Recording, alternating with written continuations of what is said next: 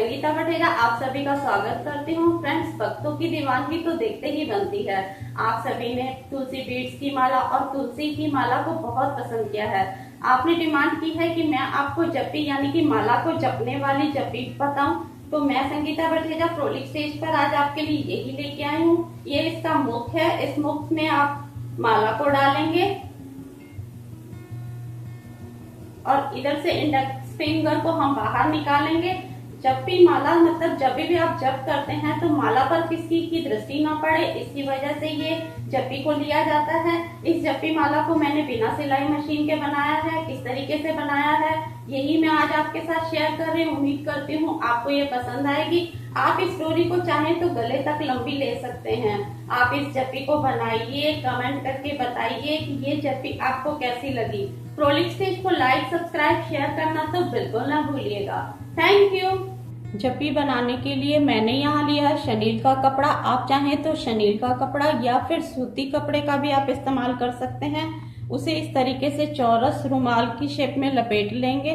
लपेटने के बाद आप मार्क करेंगे। मार्क करने के लिए जो हमने रुमाल की तरीके से लपेटा है उसमें इस तरीके से आपने अपना फिंगर और 4 फिंगर ऊपर इस तरीके से लेके मार्क करना है। मैंने एक मार्क यहाँ और एक मार्क यहाँ कर दिया है। देन हम इसको इस तरीके से घुमा लेंगे और जो ये सेंटर है इसमें 4 इधर फिंगर और 4 इधर दोनों तरफ लेके फिर मार्क करेंगे। ये मैंने ये मार्क भी कर रखे हैं। इन मार्क को करने के बाद हम इसे पेटल का शेप देंगे।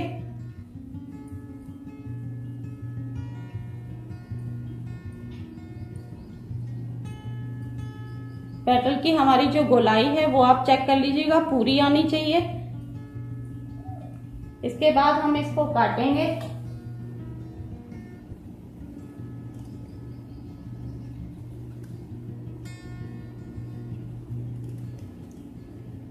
इसे आपने बिल्कुल सीधा नहीं लेना है, यानी कि जो मार्क करेंगे वो इसी तरीके से रुमाल में तिरछे लेके करेंगे।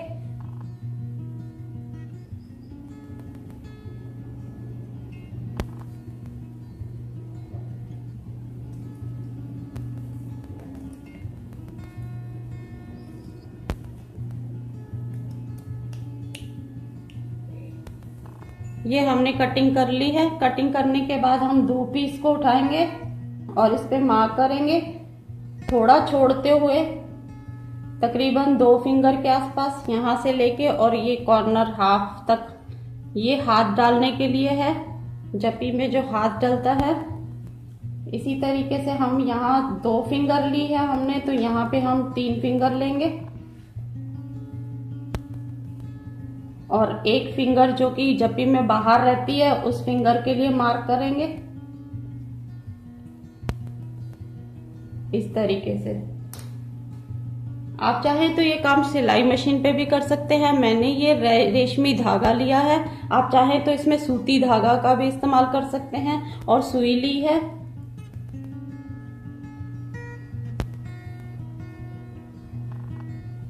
ये लेने के बाद हम इसका पहले हाथ डालने वाला मुख बनाएंगे।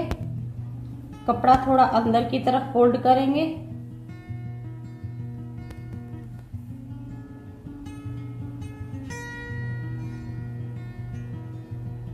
और सुई से हम इसकी सिलाई शुरू करेंगे।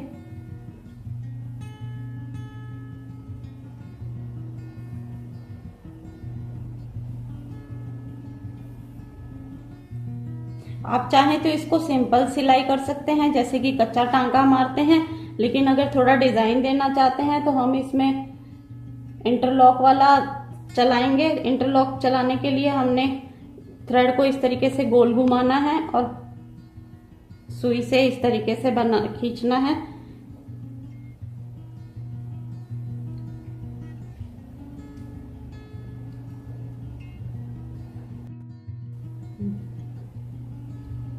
धागे को ऐसे आगे करते हुए हम इधर सुई निकालेंगे।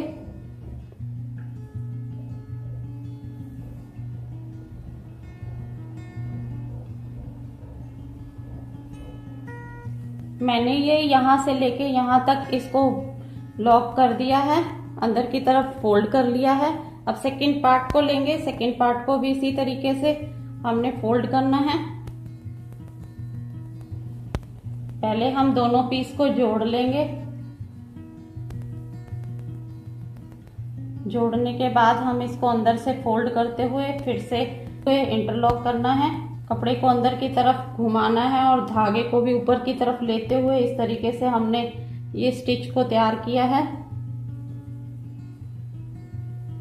जप्पी में जो हाथ डालने का स्पेस है वो इसी से तैयार होगा।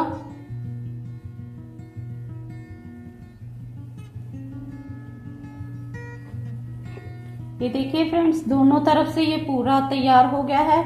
अगर आप मेजर करके देखेंगे तो दोनों तरफ बिल्कुल बराबर आ गया है। अब हम इन दोनों क्लॉथ्स को एक साथ जोड़ देंगे।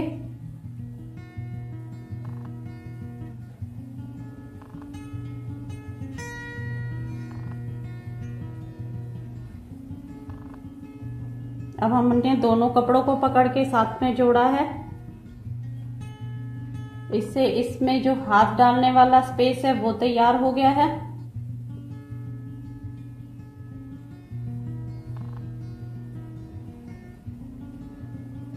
मैं एक बार फिर से बता दूं, मैंने इंटरलॉक स्टिच की है। आप चाहें तो सिंपल स्टिच भी कर सकते हैं।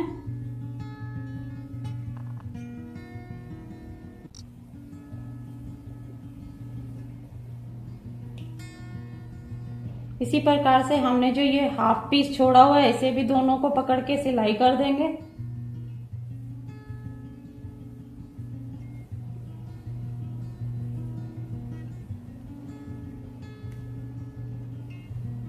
यहां मैं सिंपल सिलाई ले रही हूं।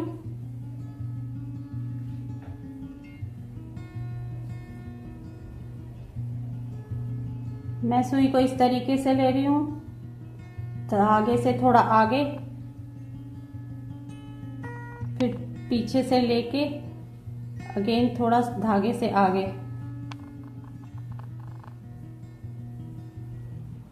ये सिलाई मशीन वाला सिलाई है जो कि मजबूत रहती है।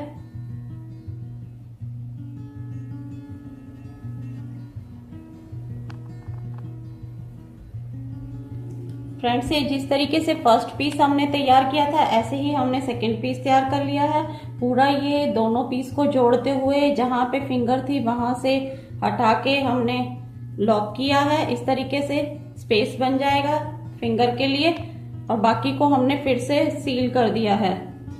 डोरी बनाने के लिए आप बड़ा सा कपड़ा लेंगे। कपड़ा लेने के बाद आप उसे लंबाई में काट लेंगे।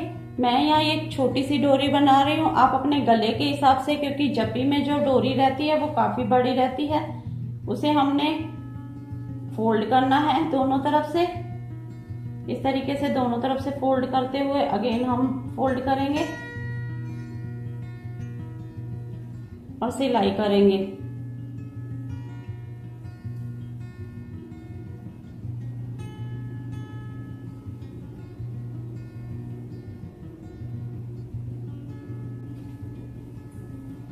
फ्रेंड्स, ये मैंने डोरी को सील लिया है।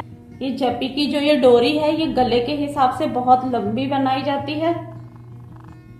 अब हम इन क्लॉथ्स को पकड़ेंगे, दोनों को खोल लेंगे। ये हाथ डालने के लिए है, ये फिंगर के लिए है। इन दोनों को इस तरीके से सीधा साइड जो है वो अंदर की तरफ करेंगे, और जो हमने ये डोरी बनाई है इसको भी अंदर की तरफ लगाएंगे।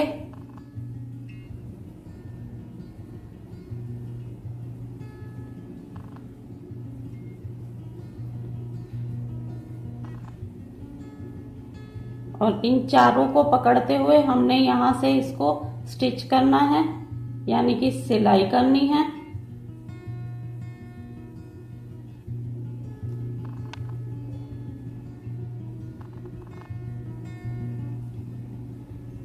जहां से आप डोरी लगाएंगे वहां आपने जो सिलाई है वो काफी मजबूत करनी है।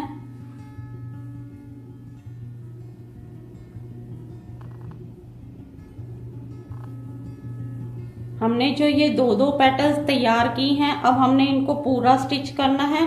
पूरी गोलाई में इस तरीके से ये स्टिच होगा।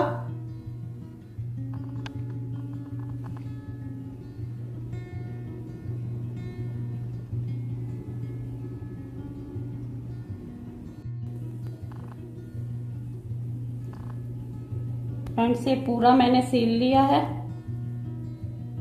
अब हम यहाँ पे नॉट लगा के बंद कर देंगे इसे।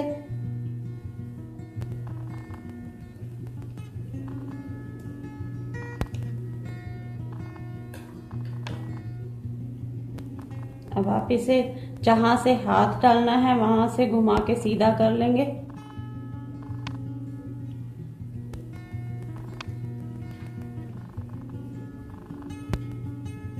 ये देखिए फ्रेंड्स, मेरी जप्पी तो बिल्कुल तैयार है। आप भी इस तरीके से बिना सिलाई मशीन के घर पर जप्पी को बना सकते हैं। मैंने ये शनील के कपड़े का इस्तेमाल किया है, साथ ही मैंने रेशमी धागे का इस्तेमाल किया है। आप चाहें तो सूती धागा और सूती कपड़े का इस्तेमाल कर सकते हैं। मजबूती के लिए आप चाहें तो उसमें अस्तर भी लगा सकते हैं। ये डिपेंड करता है आप किस तरीके की जप्पी बना रहे हैं। आप देखिए ये 4 दल कमल का मैंने जो जप्पी तैयार की है, ये 4 दल यानी कि 4 पेटल से तैयार की है। आप इसी प्रकार से घर पर ही बहुत आसानी से जप्पी को तैयार कर सकते हैं और अपना जप कर सकते हैं। आप इस तरीके से घर पे जप्पी को तैयार कीजिए। फ्रोलिक स्टेज को कमेंट करके बताइए कि जप्पी की ये टेक्निक आपको कैसी लगी। फ्रोलिक स्टेज को लाइक, सब्सक्राइब, शेयर करना तो बिल्कुल न भूलिएगा। इसे फोल्ड करना हो तो आप इस तरीके से फोल्ड करके रख सकते हैं। Thank you.